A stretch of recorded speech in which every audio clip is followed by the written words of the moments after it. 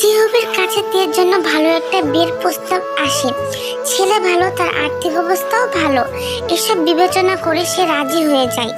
জিহবের শরীর ভালো না, সংসার ঠিকভাবে চলছে না, মেয়ের পড়াশোনার খরচ চালাতে হিমশিম খেয়ে যায়। তাই সে রাজি হয়ে যায়। ছোট তে তার বাবার মুখের উপর কথা বলতে পারে না, তাই তেও বিয়েতে রাজি হয়ে যায়। কিন্তু বিয়ের 3 দিন আগে জাঙ্কুক জিনের কাছ থেকে জানতে পারে তের বিয়ের কথা। কথাটি শুনে সঙ্গে সঙ্গে জাঙ্কুক গাড়ি নিয়ে বেরিয়ে পড়ে। তেদের বাড়িতে এসে সোজা তের হাত ধরে নিয়ে যায় তার বাবা মার কাছে। তাদের শুধু একটি কথাই বলে, আমি ওকে নিয়ে যাচ্ছি। কথাটি বলে কাউকে কিছু বলার সুযোগ না দিয়ে তেকে সেভাবেই টেনে নিয়ে গাড়িতে বসিয়ে চলে গেল মুনাকি গ্রাম থেকে। তারপর থেকে তে এখানেই থাকে জাঙ্কুকদের বাড়িতে। এখন সে ইন্টার সেকেন্ড ইয়ারে উঠবে। আর তার সমবয়সী এখানে আছে আয়ু, জেনি, জাঙ্কুকের বড় চাচার 2 মেয়ে। তারা বর্তমানে আমেরিকায় সেটেল, কিন্তু মেয়েদের এখান থেকে নিতে পারিনি। তেমনি লিসা, মিনজি জাঙ্কুকের 2 ফুপির মেয়ে, তারাও এখানে থাকে। এরা সবাই প্রায় সমবয়সী, কিছু মাসের ব্যবধান এদের মধ্যে। বাড়ি মাতিয়ে রাখে 5 জন। বাড়ির সদস্য আরো একজন আছে, সে হলো জাঙ্কুকের বড় বোন জিমিন।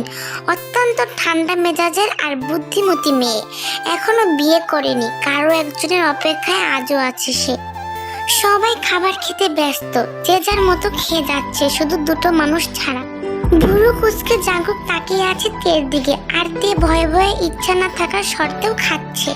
একটু আগে জেনি যখন ডাকতে গিয়েছিল খাবার খেতে, ইচ্ছা না থাকায় না করে দিয়েছিল তে। তার 2 মিনিট পরে জাঙ্কুকের এক ভয়ঙ্কর চিৎকার ধরপড়িয়ে রুম থেকে বেরিয়ে ডাইনিং রুমের হুমড়ি খেয়ে পড়েছিল তে। এরকমটা প্রায় হয় ওর সাথে। দিনের মধ্যে আনলিমিটেড ঝাড়ি তো আছেই, মাঝে মাঝে চট থাপ্পড়ও পড়ে। থাপ্পড়ের কথা মাথায় আসতেই অটোমেটিক হাতটা তার বাগালে চলে গেল। এর ফলস্বরূপ আবার ঝাড়ি জাঙ্কুকের। এই মেয়ে, গাল থেকে হাত নামাও। তাড়াতাড়ি গাল থেকে হাত নামিয়ে গাল ফুলিয়ে বসে রইল তে। আর ওকে দেখি মিটিমিটি করে হাসছে জাঙ্কুকের কাজিনরা। গলা খাকারি দিয়ে ছেলেকে কিছু বলার জন্য প্রস্তুত নিয়ে নিল নামজুন। টেবিলে সবার নজর আপাতত তার উপর, কিন্তু সে তো কাচুমুচু করছে কি থেকে কি বলবে ভেবে। পাশ থেকে মিসেস জিন স্বামীকে খোঁচা মেরে কথাটি বলতে বলছে। সাহস করে কিছু বলার আগেই থেমে গেল। তখনই জাঙ্কুক বলে উঠল, আমার বিয়ে নিয়ে কিছু বলার কথা যদি ভেবে থাকো তাহলে এখনই থেমে যাও। সবার নজর নামজনের থেকে সরিয়ে জাঙ্কুকের দিকে গেল। সে আপাতত খাবার খেতে ব্যস্ত। ছেলের কথা শুনে মুখ চুপসে গেল নামজুনের। এ কেমন কথা জাঙ্কুক? তোমার বিয়ের বয়স পেরিয়ে যাচ্ছে, আজ নয়তো কাল বিয়ে করতেই হবে, তাই নয় কি? খেতে খেতে শান্ত গলায় জবাব দিল জাঙ্কুক, যখন আমার বিয়ে করার সময় আসবে তখন আমি নিজেই জানিয়ে দিব। তে খাওয়া ছেড়ে জাঙ্কুকের দিকে তাকিয়ে আছে। ওর দিকে এক পলক তাকিয়ে জাঙ্কুক বলে উঠল, না খেয়ে এদিকে কি দেখছো? সাথে সাথে মাথা নিচু করে ফেললো তে। তারপর দেখা যাবে বাকি সবার উপর রাগ সব তের উপর ঝাড়বে জাঙ্কুক। এতক্ষণ চুপ করে বসে ছোট ভাইয়ের সব কথা শুনে জিমিন বলে উঠল, এ কেমন কথা বলছিস ভাই? তুই আমাদের একমাত্র ভাই, তোর বিয়ে নিয়ে আমাদের কত চিন্তা ভাবনা, কত প্ল্যানিং। জিমিনের কথায় সায় দিল আয়ু, লিসা, জেনি, মিনজি, শুধু তে বাদে।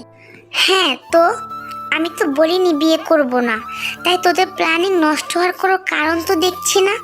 এরপর এই ব্যাপারে আর কিছু শুনতে চাই না আমি। সাথে সাথে জাঙ্কুক ওখান থেকে উঠে চলে গেল। ছেলের যাওয়ার দিকে তাকিয়ে থেকে নামজুন বলল, কি ছেলে হয়েছে, বাপের কথার কোনো তোয়াক্কাই নেই।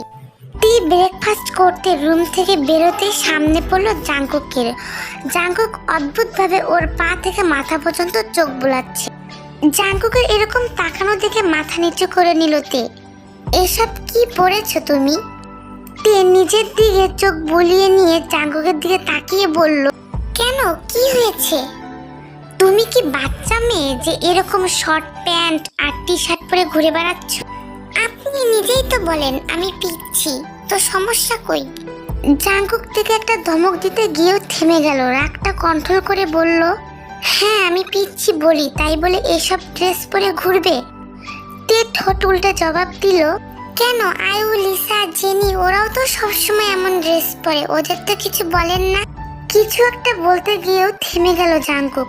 ওরা পরলেও তুমি পরবে না, একদম ওড়না ছাড়া থাকবে না, আর শর্ট কোনো ড্রেস পরে যেন বাইরে বেরোতে না দেখি। গাল ফুলিয়ে মাথা নাড়ল তে। জাঙ্কুক কিছুটা সময় ওর মুখের দিকে তাকিয়ে বলল, ব্রেকফাস্ট করতে এসো ফার্স্ট। কথাটা বলেই জাঙ্কুক সিঁড়ি বেয়ে নিচে যেতে লাগলো, সাথে তেও। ব্রেকফাস্টের পর জাঙ্কুক চলে যেতেই তেকে ঘিরে ধরলো আয়ু, লিসা, জেনি, মিনজি। তেকে গাল ফুলে থাকতে দেখে জেনি জিজ্ঞেস করলো, আচ্ছা ভাইকে দেখলাম তোকে কি যেন বলছে, তা কি বললো রে? কাঁদো কাঁদো ফেসে তে তাকালো ওদের দিকে, আমাকে ধমকালো যেন এরকম ড্রেস আর না পরি। তের কথা শুনে হাসিতে ফেটে পড়লো সবাই। হাসি থামিয়ে সিরিয়াস মুখ নিয়ে চিন্তিত কণ্ঠে প্রশ্ন করলো লিসা, আচ্ছা ভাই তো সবসময় আমাদের তুই তুই করে বলে, কিন্তু আজ পর্যন্ত কেউ কখনো শুনেছিস তেকে তুই বলতে? লিসার কথায় মাথা নেড়ে সবাই না বলল। হ্যাঁ তাই তো, কেন বলে না? ঠোঁট উল্টা জবাব দিল তে, কি জানি। বিছানায় এক গাদা শপিং ব্যাগ পড়ে আছে, আর আয়ু, জেনি, লিসা, মিনজি সেগুলো নেড়েচেড়ে দেখছে। তে সেদিকে তাকিয়ে আছে। কিছুক্ষণ আগে জাঙ্কুক অফিস থেকে ফেরার সময় এগুলো এনেছে, কিছু লং স্কার্ট, টপস, হাঁটু সমান প্যান্ট, জিন্স, কামিজ আর গাউন। এখন থেকে নাকি তেকে এগুলাই পরতে হবে, বাইরে কামিজ আর গাউন ছাড়া কিছু পরা যাবে না, আর বাসায় টপস, টি শার্ট পরতে পারবে, এমনটা বলে গেল জাঙ্কুক।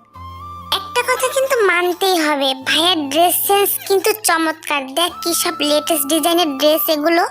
মিনজির মাথায় একটা গাঁটটা মেরে লিসা বলল, আরে গাধি, এগুলা ভাইয়ার নিজের ডিজাইন করা ড্রেস, সুন্দর তো হবেই।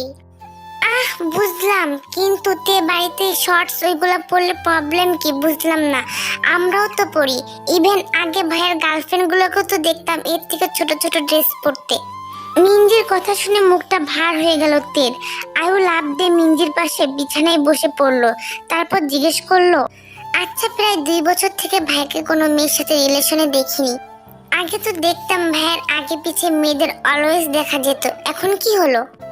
কি জানি কি হয়েছে। তের কেন জানি বুকের ভিতর হঠাৎ হু হু করে উঠলো, কান্না পাচ্ছে এখন। তার অভিমান হচ্ছে খুব জাঙ্কুকের উপর, কিন্তু কেন জানা নেই। সন্ধ্যা পেরোতেই তে ছাদে যাওয়ার জন্য রুম থেকে বেরিয়ে গেল। এটা তার রোজকার অভ্যাস, রাত হতে ছাদে উঠে রাতের আকাশে দেখা। এর মধ্যে জাঙ্কুককে চোখে পড়লো, পুল সাইডে বসে বসে ফাইল চেক করছে, আর এখানে ছাদের সিঁড়ি। তে ভাবছে সে এখন আর জাঙ্কুককে দেখে ভয় পাবে না, আর কথাও শুনবে না। কেন ভয় পাবে? হ্যাঁ, সে বাঘ না ভালুক যে খেয়ে ফেলবে। জাঙ্কুককে দেখেও না দেখার মতো করে তার পাশ ঘেঁষে সিঁড়ি দিয়ে যেতে লাগলো, তখনই ডাক পড়লো, এই পিচ্ছি দাঁড়াও। জাঙ্কুকের দিকে ঘুরে চোখগুলো ছোট ছোট করে মুখ বাঁকিয়ে বলল, আমি মোটেও পিচ্ছি না, ওকে, যথেষ্ট বড় হয়েছি, তাই পিচ্ছি বলে ডাকবেন না। ও রিয়েলি? কই দেখি তো কোথা থেকে বড় হয়েছো। কথাটি বলে তের কাছে এগিয়ে যেতে নিলে লাফ দিয়ে 2 পা পিছিয়ে গেল তে।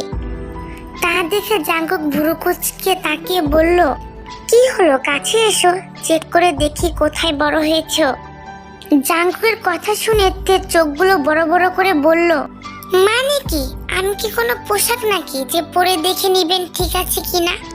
পকেটে 2 হাত ভরে জাঙ্কুক দাঁড়িয়ে বলল, আগে এদিকে তো আসো, তারপর না হয় দেখো কিভাবে চেক করি। ভেবা চাকা খেয়ে গেল তে জাঙ্কুকের এরূপ কথায়, আর চোখে জাঙ্কুকের মুখের দিকে তাকাতে দেখলো তার চোখে মুখে দুষ্টামির ছাপ। আপনি আমাকে ভয় দেখাবেন না, আমি মোটেও ভয় পাই না আপনাকে। আচ্ছা তাই নাকি? তে ভয়ে ভয়ে বলল, হ্যাঁ পাই না ভয় আপনাকে। Okay let's see.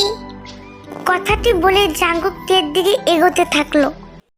হাই আর মীরা, তোমরা সবাই কেমন আছো? আশা করি সবাই ভালো আছো। আমার স্টোরিটা তোমাদের পছন্দ হয়নি তাই না? আসলে এটা আমার লেখা কোনো স্টোরি না, ফেসবুক থেকে আমি পড়ছিলাম, পরে ভাবলাম টিকুক দিয়ে মেক করি। আসলে আমি ফার্স্ট টাইম স্টোরি মেক করছি, আমি জানি না কিরকম হয়েছে বা কতটুকু ভাবে তোমাদের সামনে উপস্থাপনা করতে পারছি। আমিও এফএফ দেখি, লুতু আপু, কাজল আপু, তাইন আপু, ওনাদেরগুলো আমিও দেখি, তাই ওই থেকে আমার একটু সাহস জাগলো যে আমিও তৈরি করি। সেইভাবেই আমি তোমাদের সামনে এফএফ তৈরি করে দিলাম। জানি না তোমাদের পছন্দ হয়েছে কিনা। যেহেতু আমি নতুন, প্লিজ তোমরা আমার পাশে থেকো, আমাকে সাপোর্ট করো। আসলে তোমাদের উৎসাহ ছাড়া তো আর আগানো যাবে না, তাই না? আর আমার কাছে অনেক সুন্দর সুন্দর এফএফ আছে, হয়তো বা সেগুলো আমার লেখা না, কিন্তু খুব সুন্দর সুন্দর এফএফ আছে। এমন অনেক সুন্দর সুন্দর এফএফ আছে যেগুলো আমি দিতে চাইছিলাম। ফার্স্টে ভাবলাম যে তোমাদের পছন্দ হয় কিনা, তাই এটা দিলাম। এখন দেখো তোমাদের কেমন লাগে, তারপর আমাকে কমেন্টে জানিও।